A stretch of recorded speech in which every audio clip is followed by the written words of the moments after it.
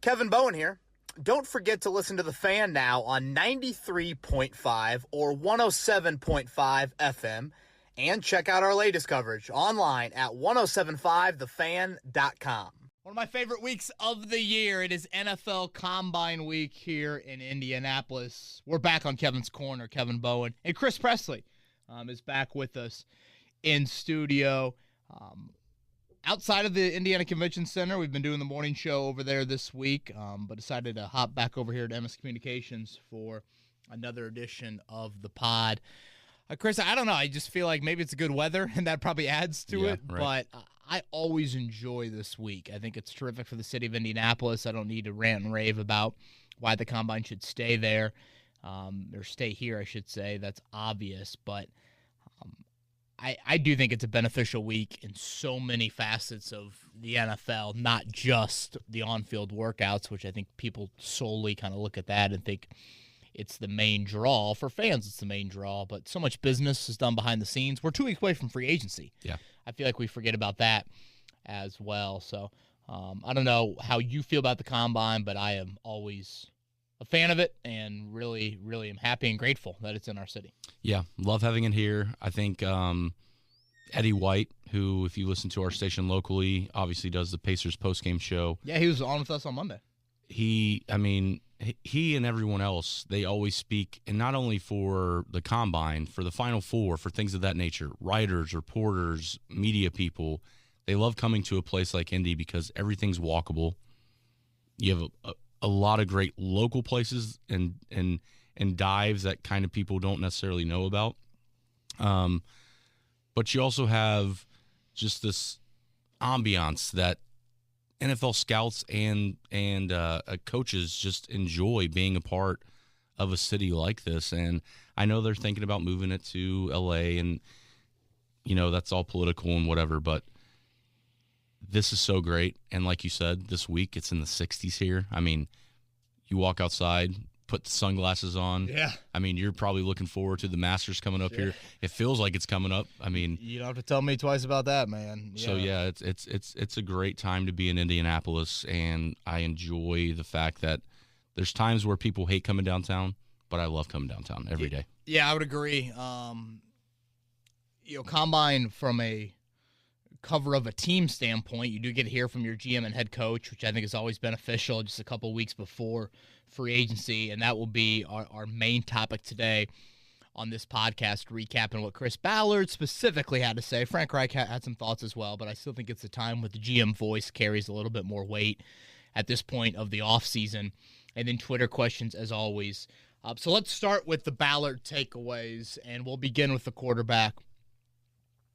As of Tuesday, March 1st, and us recording this the day after. We're recording this late Wednesday morning. For those that have waiting to hear maybe Chris Ballard on Dan Dockich later today, we are recording this a little bit before that. Mm-hmm. But once again, Chris, 2 weeks away from free agency, they are extremely non-committal on Carson Wentz. And that tells me enough. That says to me everything. What does that say when you've given up a first and third round pick, and this is a guy that you're paying top 10 quarterback money to moving forward?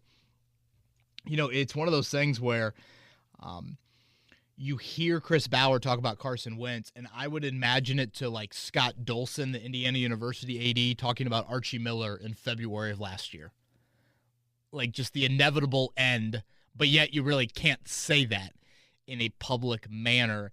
It's really unheard of to me, Chris. And I was interested in this. I was thinking to myself walking into that convention center yesterday, all right, are the Colts going to change their tone at all on Wentz? For one, they could change their tone totally and be nearly 2 months removed from the last time we heard them talk, and the raw emotions of the embarrassing loss in Jacksonville will have subsided to a degree, and maybe they're going to say, all right, we kind of like Carson. We feel like there's more there. There's something to work with. None of that. Like, I didn't hear an ounce of trying to drive up trade value if you were trying to play that game. And I think that was an element that kind of crept into my mind of like, will they go that route either? I saw there was kind of a tweet going around NFL-wise of like, be wary of what GMs or coaches say at the Combine. They took all these screenshots from GMs and coaches speaking in respective media. sites over the last couple of combines, and like maybe it was Matt Rule being like, we're really excited about Cam Newton, or it was Washington being like, we're really excited about insert quarterback here. Mm-hmm. And yet those teams went a different direction than that very free agency or very offseason. Like Ballard gave freezing cold takes no ammo yesterday. Like it's not like he was like, you know what, we really think Carson still has, a lot left in him. I'm like, man, for the second time this offseason, if you're in the Carson Wentz camp, you're like, where's the number of the real estate agent again? Yeah. I mean, that's the takeaway that I have from this. I asked him a question about, does the available quarterbacks, and really the lack thereof, realistic available QBs, free agency in the draft, does that influence your decision? And he was like, not a whole lot. I mean, something you think about, but, that seems to be the always kind of the saving grace for those that still want Wentz back. It's like, who else? That's the popular question. That doesn't seem like that's weighing on the Colts that much with this process. Carson Wentz and Chris Ballard met on Tuesday for about an hour. I think it was just probably a lay of the land of, hey, this is where things sit with Jim, with Frank, with myself. We're going to go over some things over the next 10 days, and then we'll make a decision from there. With a guy that young, do you ask him where he might want to go? Maybe out of curiosity, but no, I don't think you're in a position where Carson Wentz can dictate that. Yeah. How rare is it, Chris, to see a QB potentially find a third different home before the age of 30? It's rare, so I think you would happily try and move him to whoever's going to give you the best price. There are a couple of quarterback-specific stuff that I still want to hit on Wentz-related. Ballard was asked about traits he loves at quarterback. He mentions accuracy. Immediately pops into my head, all right, Carson Wentz, 25th in completion percentage last year. He mentions leadership. We've now heard Ballard talk for about 90 minutes this offseason.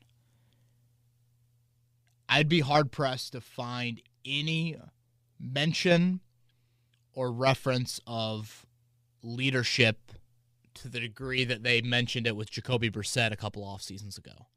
I have never been in this like Carson Wentz is a bad teammate. I just think with how his career has transpired, what happened in Philly, fair or unfair, that has painted a picture. And I think some Colts teammates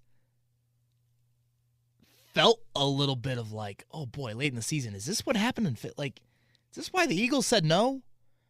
Again, I don't think he's a bad teammate. I mean, hell, you point to whatever you see on social media with Jonathan Taylor and Julian Blackmon and, whoever else, Darius Leonard, commenting on the Wentz and Michael Pittman, Desmond Patman Instagram. Like, again, I don't think like this ill will towards him. I think there's skepticism towards him. There's uncertainty towards him. You might not feel it until the heat of the battle ramps up, but I think that's where it's just a little bit of like, man, I don't know if this is like the ultimate follower leader. And again, it's a high standard for leader at quarterback in the NFL for the Colts, but that's where they're at. And then lastly, Chris, Ballard mentioned, can you make the crucial plays that win games? Ballard is extremely upset at the Colts 2-5 record in one-score games this past season. Wentz does not deserve the full blame for that at all. There is several areas of this football team and coaching staff you can point to and being 2-5 in those one-possession games. But if you look at the Wentz numbers and how they evolved through games and how they evolved through seasons, he wilted at the end of the season, and he wilted as games moved along. Very nice passer rating early in games. When it's scripted, Chris, in rhythm, the offense is moving it. The passing offense has their most success. But as the game moves along, in particular the fourth quarter, the turnover numbers ramped up. The efficiency of the passing offense ramped up as well. So, when he pointed to those three things, he really wasn't saying it, I don't think, directly about Wentz, but it got me thinking about, okay, how would those compare to the current quarterback? And it doesn't paint a pretty picture. A couple other things stood out to me. He was asked about the thought of when the Colts will find a long-term answer at quarterback. Obviously, a popular question Colts fans have, considering, Chris, I think it's fair to say a good chance you could be having, your sixth different week one starter in a row. Tolzien, Luck, Brissett, Rivers, Wentz, and Rivers, then Wentz, and whoever's potentially 2022. Yeah. So Ballard says this. It's a very fair question and one I think about all the time. It also comes from a measured place of you've got to be right. You have to be right. And even if you aren't right all the time, that's the one position you have to keep firing your way until you get it right. End quote. Someone interjected and said, well, didn't you fire last year, i.e., first and third round pick for Wentz? Ballard says, yes, but we have to get it right. To me, acknowledging we didn't get it right. And now it's time to swing again. And again, I don't disagree with him, but I think it's him admitting of like, just because you swung for the fences and hit a deep fly ball the previous at-bat doesn't mean that the next at-bat, the bat sits on your shoulder. No, I mean, you got to get it off. I've made the golf analogy to golf outings. Don't be in my group at a golf outing if you want to come out and hit 3-wood and work on your swing. We're out here to hit the frickin' driver as far as we can and see what happens. My only thing is we don't have capital to go get a quarterback. Totally acknowledge that, Chris. Totally acknowledge it. I also think there comes a level of you saying to your locker room, guys, we're paying this guy to be top 10 quarterback, and he's not doing that. But you also have to give him weapons. I agree with that as well. I think you look at Phillip Rivers and very similar weaponry, and Phillip Rivers had a much more efficient passing offense. I have never been on the boat of like this is solely Carson Wentz's issue, but the root of it is the quarterback for me because the weapons, without Jonathan Taylor having a rushing year unlike any other, Rivers didn't have that, and you still were able to move the football. So to me, it's twofold. The answer might not be some drastic improvement, but I also think it's important that you say to your locker room and show your locker room that you are not accepting the level of play. Again, you're paying Carson Wentz to be a top 10 quarterback, and he's not that, and he didn't get there this past season. A couple of others just quickly at quarterback. You asked about the difficulty of playing that position. He used some phrase, it's not for the weak-minded. There's a mental grind. I think it's fair to have questions about where Carson Wentz is at mentally. I would say that for just about any QB that's had the career path and ups and downs, and lately more downs than ups, of what Wentz has had. When I asked him about that available quarterbacks, like how would that influence your decision-making, Ballard said something in his answer like, you have to find a QB that you believe in. Well, then Mike Wells followed up with, and I know a lot of people have asked me about this, like Wells followed up with like, you say you have to find a quarterback that you believe in, so you're saying you don't believe in Carson. And Ballard, kind of backtracked and was like, whoa, I'm not. Well, I was like, well, you just said that in your previous. You have to go find a QB that you believe in. I just felt like there was a couple of moments, and then Ballard added, I guess, to clarify on that question. He goes, I'm not sure if I do believe in him. And Chris, if we're sitting here on March 1st and you're still questioning your belief, that means you're showing your cards to me. Right. So I think Jim Irsay and Chris Ballard are on the same page. I think Frank Reich still believes, but, it sounds like me, trying to explain to my parents and justify why I got a C- in geometry. I mean, God, the teacher, Mr. Schroeder, just doesn't do this and doesn't do that. And, I was sitting next to people that were talking to my, it just has that feel to it. I totally get where you're coming from in the other answers that are out there. But part of me is just like, isn't it just kind of a loser mentality to run it back with a guy that you already know the answer on? When you know the answer, I'm in the camp of you move on. The other answers aren't going to be great. They certainly aren't great in this offseason. It's one of the worst quarterback offseasons you'll probably ever see, assuming Rodgers and Wilson and Watson and those dominoes don't start to fall there. So any other quarterback thoughts, Chris, before we maybe move on to wideouts? No, let's jump into wideouts. What are your thoughts there, or anything that Frank Reich said this weekend or week that you want to touch on? So wideout-wise, I think the big one was T.Y. Hilton potentially playing in 2022 and has expressed a desire. Reggie Wayne coming on. It looks like that will be official after the combine. That is something that I'm definitely curious about. I'm probably in the minority of this, Chris. I still think T.Y. Hilton can give you some quality football. I don't think it's a lot of quality football, but having him in my whiteout room would make me sleep a little better at night than having a lot of those other guys in the whiteout room. Let me make this abundantly clear. I can say bring back T.Y. Hilton and say, if you sniff 1 year, $10 million, that's a mistake. It needs to be 1 year, and we're talking in the you count his million on one hand. And preferably you don't get all the way to your fifth finger. Basically $1 million per 100 yards that he's going to receive. Well, hopefully for the Colts' sake, that gets a little higher than just 5. 1 for 4, 1 for 3, something along those lines. I think his leadership, his presence means something. I also think there were times this year that T.Y. Hilton is not creating tons of separation. There are times this year, i.e. the Oakland game, where he was open, or the Raiders game, and you just missed him. So the other thing I want to make clear is financially, I've said what I said about Hilton. But, Chris, with him and Paris Campbell, who's still under contract, and I don't think you should cut him. It's like $1 million, which is minuscule. I do think when he's healthy, he gives you a flash or two. Mm-hmm. You've got to act like those dudes aren't on your football team. Like, they don't exist. So when you attack the wide receiver need, you cannot sit here and question it in your room and say, well, guys, we've got T.Y. and Paris. Yeah. Dude, no, you don't. Like, that's how you have to look at it. That's how you have to view that position. For different reasons, they cannot be relied on. They have to be looked at kind of luxury items in that wide receiver room. So if I want to go out and get Chris Godwin, you do that. And then it's a Michael Pittman. And then it's a Chris Godwin. And then maybe it's a T.Y. Maybe it's a Campbell. And if not, then you get into a Doolin or Patman or Strawn, whoever else. I don't know. If you re-signed Pascal, I think last year was a fluke. Wherever you want to go there.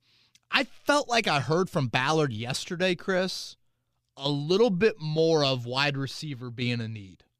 I know some of you tweeted at me kind of the back and forth he had with me, or, he said he listened and reads, which I'm very grateful that he does listen. There's these meters we can give him to indicate that he's listening to the show. That would be great. That would be great. That would help us from a money in the pocket standpoint. But anyways, a question I had going into yesterday was, did the playoffs shift your thinking? How do you not watch the playoffs, Chris, and not come away with, to your point you made earlier, you need more weapons?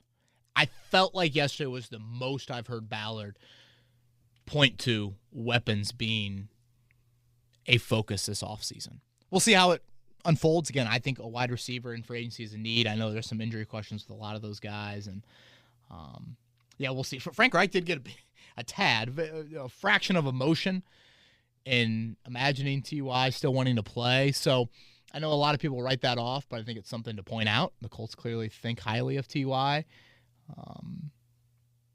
Do you think this is a measuring stick, pardon me, for Chris Ballard, in the sense that we've always had draft capital, we've always had picks. This is the first year where we don't have a lot of picks, and we're going to have to go into free agency more than likely to get some weapons. Do you think this is his first test at free agency? I asked him, it's a good question to bring up. I asked him that question. This was another time that he Bowen, he says under his breath before he answers the question. I think it's a fair question, and I think deep down Chris would probably admit it as well. Chris, without a first-round pick, do you feel a sense of urgency to use free agency a little bit more? To me, that answer is yes. He didn't go there. He did use some phrase of like, even if we have to overpay, even if you have to overpay a little bit, I'm okay with that.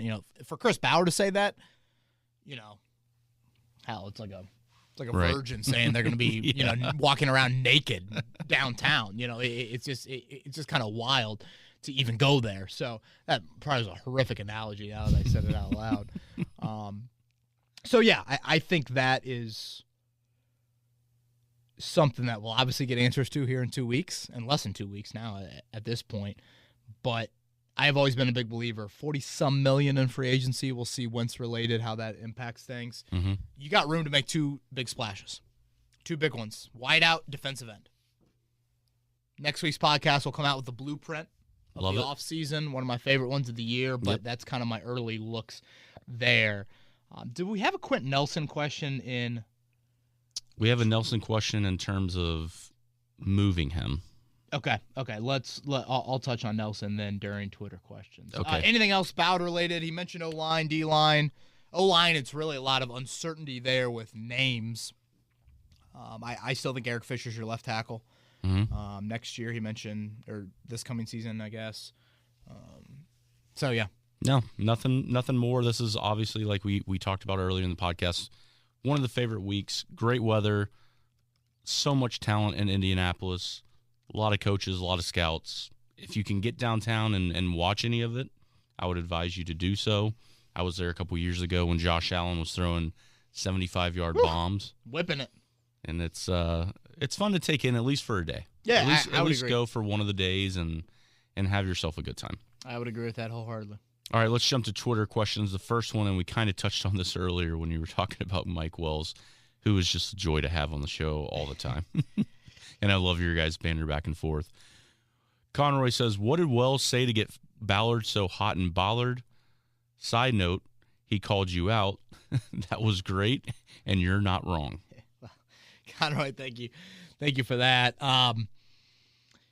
Yeah, again, I'm very grateful that Chris Ballard is a listener and a reader. You know, we are on the website, Chris Presley, 1075thefan.com, written content for those out there that are unfamiliar with that. I believe his wife followed me on Twitter for a bit. I don't have a great track history with coach personnel people following me on Twitter and them agreeing with some of my tweets and takes. So it happens. I don't. Maybe I've lost her as a follower, but, you know, whatever. It is what it is. That's neither here nor there. Yeah, again, I think I explained that Wells comment a little bit earlier. Find a guy you can believe in. You know, I think Chris got a little bit tripped up over his words. Not like hugely, but, you know, if you really, and, you know, part of your job, part of my job is this. You know, I've been fortunate to be in a lot of Chris Ballard press conference settings and have conversations with him. You know, you get 5 years into, hell, what is this? Is this year 6 for him? Yeah, 6th year. Mm-hmm. You know, part of it is trying to kind of weigh his comments based off previous comments, and it's March 2nd. Words are what we have to go off of. The actions will come in 2 weeks. The words are this. You kind of have to decipher through words, and I'm trying to explain to our listening audience, and I know some will disagree, the tone of how he talks about Carson Wentz shows that he's extremely upset. Extremely upset. Will it lead to answers? Again, we're going to find out. But there was another moment where, like, kind of got philosophical on us, Chris, talking about how I thought it was a really good question. I think Holder might have asked him this about Carson hears all this chatter. He hears all of it. You know, I've explained this before. Carson and Andrew Luck have been compared before. Where I think they differ is Andrew Luck doesn't give two shits about the chatter. Carson Wentz does give two shits about the chatter. Like, Luck can alienate himself. Carson cannot, even though they live lives that you feel like are a bit isolated than maybe other quarterbacks in this league. But I thought it was a fair question Stephen Holder asked. Again, like, hey, you know, does he hear it? How do you think, you know, he's going to react to it? And Ballard got super philosophical and was just like, if the criticism is fair, and in this case, most of it is fair, and I'm paraphrasing Ballard here, then you've got to kind of look inner and acknowledge that and realize, what can I do to correct the things that are fairly being critiqued? I thought it was just an interesting moment there. But Ballard's a smart dude, man. Yes, he is. He's a smart dude. He gets up in front of that podium. Mm-hmm. He knows what he's doing up there. Yeah. So, yeah. Conroy was, kind of a couple funny little moments. Not to get COVID and crazy. It is nice just to drop the mask and get in the old press conference environment. Frank Reich walked away yesterday because we do a little podium out in the hallway. Not a podium, more of a scrum out in the hallway. Frank walked away. He's like, whoa, that was intimate. You know, I'm not used to that. And by the way, for those that are listening on Wednesday, we're going to have Frank Reich on our morning show tomorrow, 9 a.m., Thursday morning. Kevin and Query. DM me if you don't know how to listen to that. You can listen online at 1075thefan.com. YouTube will have live with that as well. Yeah, and if you're watching this on YouTube, I will put the link to their to the podcast below. Awesome. Thank you for that. This one comes from Why Bother? Do you hear any buzz? Pardon me. Do you hear any buzz about Jordan Love? 1, do you think the Packers would trade him? And 2, would the Colts make a move? I really want him out of the draft, and I know a lot of the Colts fans did as well. What are your thoughts there? Pretty popular question that I get here. And I know that I've explained this on the show. I don't know if I've done it here on the podcast. So basically, this is the behind the scenes about Jordan Love. Chris Ballard is not a guy that red flags weed issues in college. He's not a believer of that. What frustrates him is when you get in trouble enough to be suspended, potentially arrested. I mean, Chris, you kind of got to go out of your way to be a prominent college athlete and get busted for pot. Right. You really got to be doing it a lot or just not the brightest bulb. So with Love, and correct me if I'm wrong, Chris, did he get suspended for his bowl game? I think he did. I'd have to look it up. Let me look it up real quick. Yeah, look that up. But I know that is what kind of like rubbed Ballard the wrong way. It's like, dude, here you are, this quarterback at Utah State. Maybe was just arrested a couple of days before. It was a misdemeanor. He got a citation. Yeah. Charges were dropped. I think misdemeanor citation, charges were dropped. Sorry, my mic wasn't on. I think it was more of just like, dude, you're getting arrested like a couple days before your bowl game when like this is huge for you, Especially like you said, like they didn't have a season, like being a smaller school guy. Yeah, you have getting to, that prominent chance on national television, et Right. cetera, et cetera. So yeah, I think that's something that rubbed Ballard the wrong way. I know Ballard and him had a one-on-one via Zoom a couple nights before the draft back in 2020. Ballard didn't love that. Again, it's a very high standard, that leadership one at quarterback. So now granted, that was back when, you're thinking about making Jordan Love a first-round pick. If the asking price was a fourth-rounder, whatever. But also, if I'm the Packers, I'm kind of like, Rodgers, you never know, man. Tomorrow he could just be like, all right, I'm going to Hawaii for the rest of my life, and I'll never see anybody again. I don't think it's something that you can necessarily, 100% bank on. So I'd probably want to retain him if I were the Packers. Right. This next one comes from Daniel. You've mentioned it before that Jim Irsay isn't a fan of Carson Wentz and wants to move on. Do you think Chris Ballard would be moving on from Wentz if Irsay wasn't influencing his decision? Thanks, and keep up the great work. Hey, Daniel, it's a good question. Thank you for that. Maybe a little bit more hesitant, but I think Ballard is a pretty independent thinker. At the same time, I know Ballard, he probably doesn't love that he gave away first and a third, and now he's backed into this corner for sure. Chris, this is my educated gut talking, okay? 10 is, I want to get rid of that. Like, Rosie just had a blowout diaper, and we can't get that out of the house quick enough. And 1 is, I want to hug Tiger walking off the 18th green after winning the 2019 Masters, all right? So that's where we're at on this 1 to 10 scale. I can't wait till Rosie gets to go back and listen to some of these. God, that thought never even crossed my mind, but I probably should think about that. Boy, there goes any chance I had of being dad of the year. I think Irsay's about a 9.2. Get rid of him. I think Ballard's about an 8.1, and I think Reich's about a 3.6. That wide of a spectrum. I think Reich, but again, Chris, I know I've talked about this. I think part of it is just Frank Reich, how he's wired as a human. Hard to say, hard to let go. Hard to let go. That's part of being a coach. Part of it. So, Chris, if that's a 3-person vote, that's 2-1. Math is, I thought was a strong suit at one point in my life. Not in Paul Schroeder's geometry class. That's 2-1. Does Irsay carry even more weight than 1-1-1 in terms of the votes? So yeah, I Daniel, it's a good question, but I don't think. I think Ballard's pretty pissed, man. I don't think it was, Irsay's influence is really impacting him to that degree. Because you feel like, do you think Ballard feels like, okay, well, I'm tied to him because of you? I gave you him because you said he would do this. And when you say you mean Ballard's saying to Reich, Right. you told me if we brought him in, Right. it would be better, and it's not. Yes. And how much do those 2 games at the end, if we go to the playoffs, does this matter? To me, I still think you've got to look in the mirror and point out your warts even when you want to acknowledge success, if that makes sense. I think too many times, I know I've brought this up before, but Notre Dame, a lot of success early on in the Brian Kelly tenure, yet he fires his strength and conditioning coach, one of his best friends in his wedding. They had success at that point.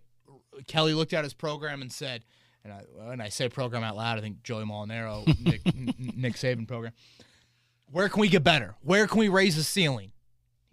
That's where he identified it. Hard decision, fracture a relationship, I assume. Notre Dame reaches the playoff twice in the next 4 years. He made a sacrifice, and it paid off. That's where I think, would it be to this stain? Would it be to this level, Chris? Yeah, but, just because maybe the Colts wouldn't be sitting maybe they'd be in the 3rd row of quarterback hell instead of the 1st row that they feel like they're in now, or the 2nd row, if you want to take that analogy and keep it going. I feel like there was something else I was going to say.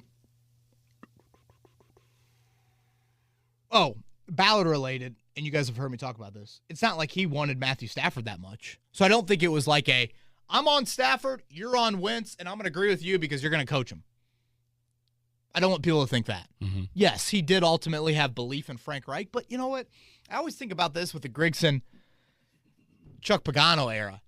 I think Chuck Pagano and his coaching staff struggled in the development standpoint with many draft prospects. Right. But Ryan Grigson, you hired Chuck Pagano. And if we're making a ladder, Chris, it goes it goes owner, GM, head coach. Mm-hmm. So there is a level of part of being a successful GM is not just what you do in the draft. You also are hiring the right people to coach the players that you are identifying. So that is something as well. Talking about coaching, Jason wants to know what other positions are still open for the Colts. We obviously got a lot of defensive coaches in the last couple of weeks. What else is still out there? So I guess the Reggie Wayne stuff should be official. And, one thing about Reggie, Chris, and Frank talked about this yesterday, I do think he's going to bring a championship mentality. I loved Reggie's work ethic.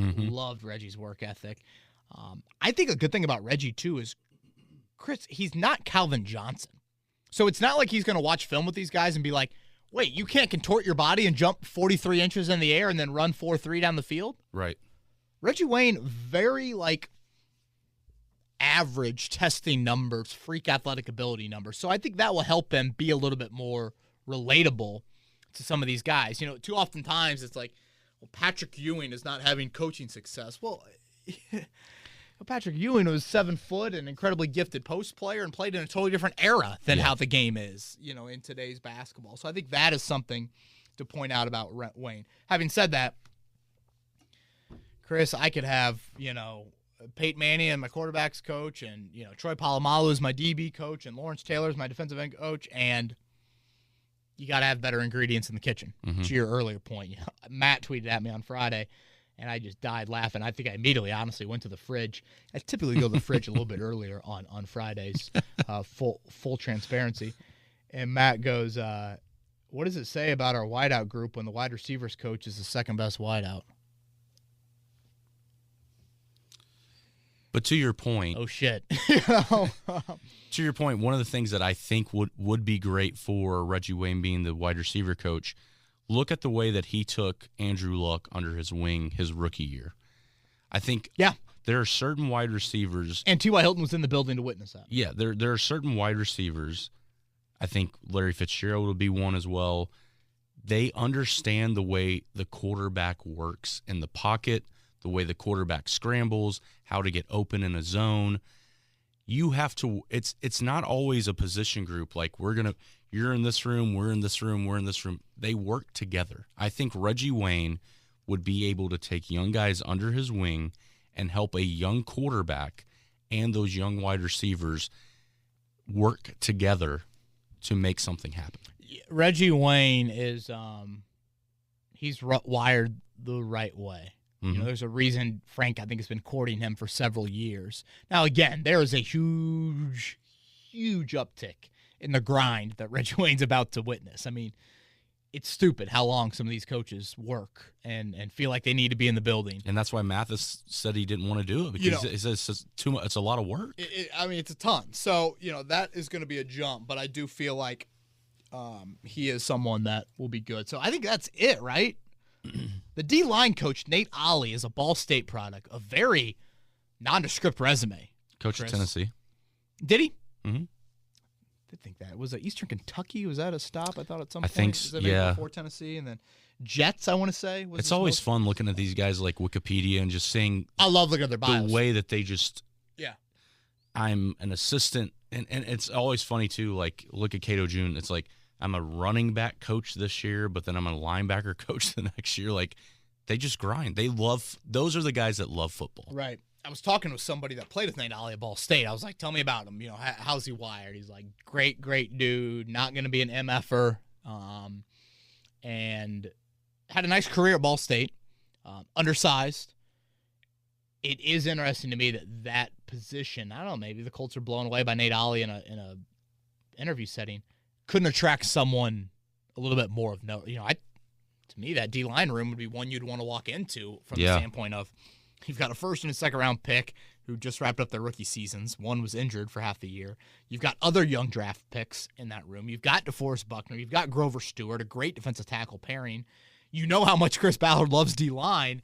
I thought that would be very attractive. Yeah. And Ollie's resume, again, does not scream like he's at the top of the resume stack, if you will. But, boy, what a big hire that is. Mm-hmm. Man, it's a huge hire. You got to develop Pay and Adengbo. Yeah, absolutely. You're going to hear me say that a lot over the next few months. Pay and Adengbo. You're able to develop them, you start talking about January. And those guys know it too. Start talking about January. All right, Kevin, this one comes from Brian. Colts offseason needs in 2019, 20, and 21. QB, playmaker, wide receiver, or QB, playmaker, wide receiver, tight end to stretch the field. Ballard was bullish on anyone but Stafford. We all saw the Super Bowl in the game on the line. Think players, not plays. Stafford gets a Super Bowl. People have finally started to see what I have said since Ballard had picked the 6th overall player with Quentin Nelson. His roster mismanagement is now center stage. Do you trust Chris Ballard's talent evaluation at impact positions, and why? Love the podcast and keep up the great work. Thanks, Brian. Well, certainly defensive line. You talk impact positions, that's been an issue. Mm-hmm.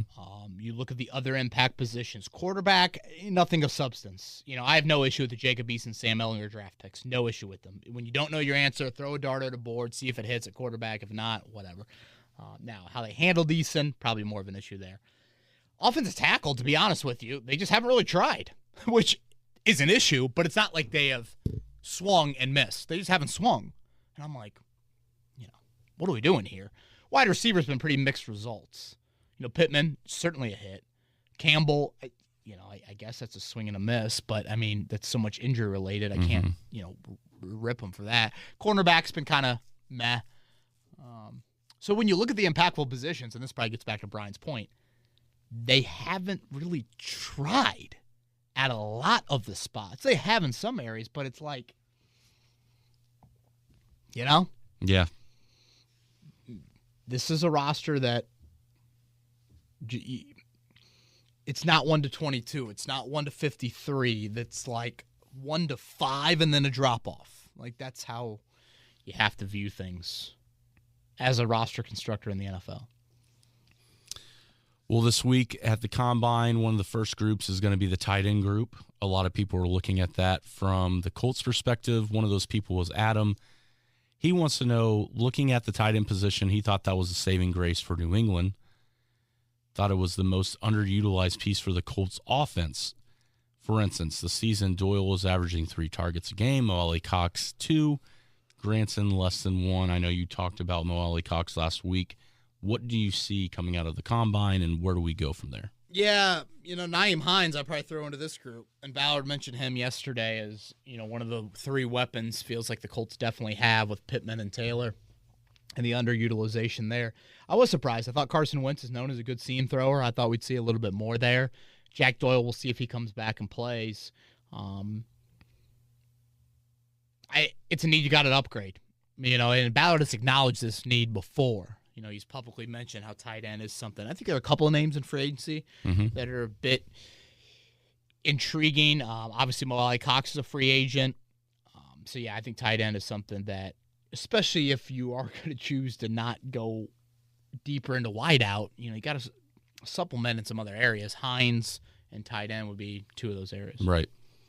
I have a feeling that if there was a way to get Njoku and Mo Ali Cox on the field at the same time, just from an athletic standpoint, that's a pretty good two tight ends to have out there. David Njoku is a good-looking tight end. I know Mike Gesicki, if I'm not mistaken, is another free agent tight end as well. So, again, I do think there are some names to keep an eye on this offseason.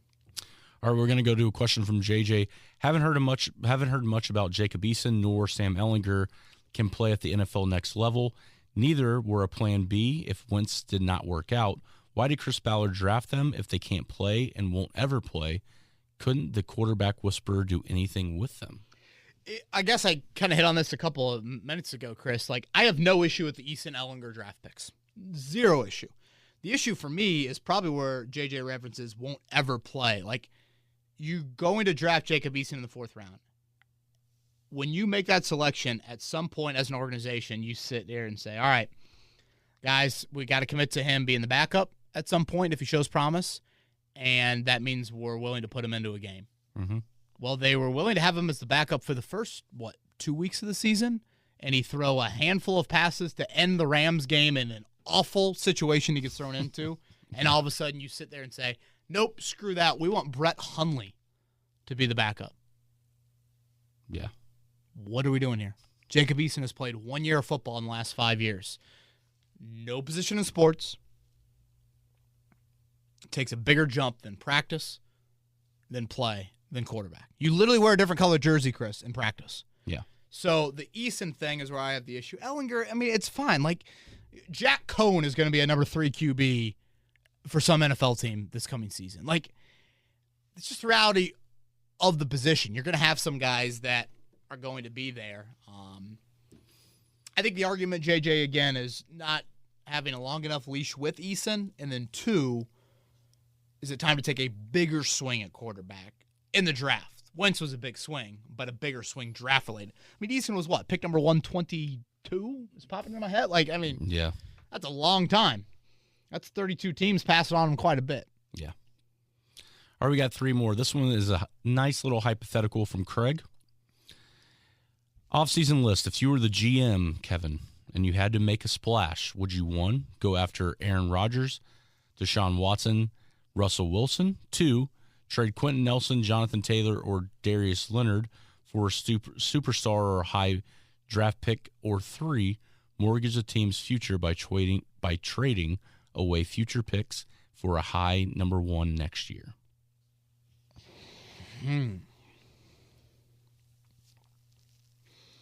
I'd probably want to trade away Nelson, Taylor, or Leonard for a superstar quarterback. Obviously, you'd have to throw a little bit else in there. And I agreed with Ballard yesterday. No one is untouchable on this roster. No one.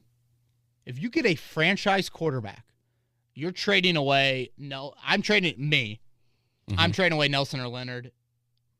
If you literally say to me, Kevin, you can trade away Quentin Nelson or Darius Leonard, and you will get a franchise quarterback. To me, franchise quarterback means I've got quarterback for the next 8 to 10 years. Yep. We can make perennial playoff runs. I say the private jet will be at Quentin Nelson and Darius Leonard's backyard, and we'll helicopter out. I don't know what we need to do. God bless them. Great players, tremendous draft picks, all of that, but one puts his hand in the dirt and another one plays defense. Yeah. It's yeah. So I would do that. Sure, you'd love to go after Rodgers or Wilson. Mortgage the team future by trading away future picks for a high 1 next year. It's just hard to, it's hard to truly know. Tanking in the NFL, which I think that's a degree of tanking, hard to do that. Really hard to do that. And that's where it's tough with Irsay because he's a football guy, but you're also an owner. There's money, and there's winning football games, and you got to go for a quarterback at some point. This one's from Tyler. We got two more. Just finished last weekend's pod. You nailed it on the head when discussing that there is no fire from the head coach or quarterback like Manning, etc. With that being said, would a guy like Baker Mayfield, with his potential character and confidence, would he fit with this regime? Baker. Oh, no. Chris, to me, Baker's fire is like, it's your 21st birthday and you just rip 6 shots and you're ready to go. That's, bouncing around a little bit more pep in the step. You think you got dance moves that you would not show on a Monday at 9 a.m. Like, yeah. You think it looks good, but it doesn't. And I get it. Yeah, exactly. I get it, Chris. Like, these are the questions that have to be. This is not the first Baker question that I've gotten, so I don't want to, laugh off the question. But, yeah, it's just you throw out all these quarterback scenarios. None of them sound perfect by any means. And I get it. Baker had an injury, and I just – no. There's just a lot of volatility there. Yeah. I don't think the reward is worth it.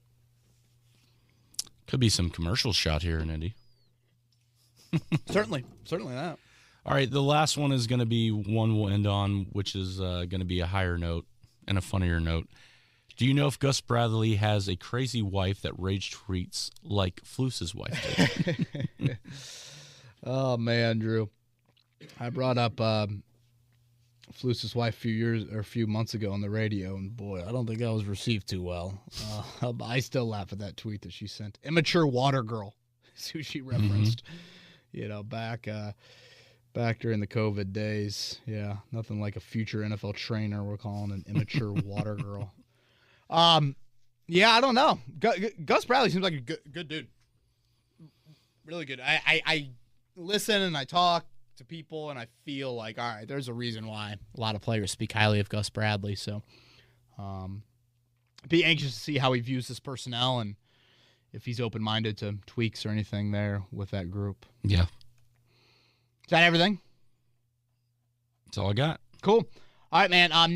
Early next week, we'll probably get back into a Tuesday pod. I wanted to hear from Ballard and Reich yesterday at the Combine. Again, Frank Reich will be on our show tomorrow morning. That's 9 a.m., right here in Indianapolis, 93.5, 107.5, The Fan. And then on Tuesday, we'll probably do the blueprint for the offseason. Remember, 2 weeks from today, the new league year starts. But, Chris, 12 days from now, it's that legal tampering period.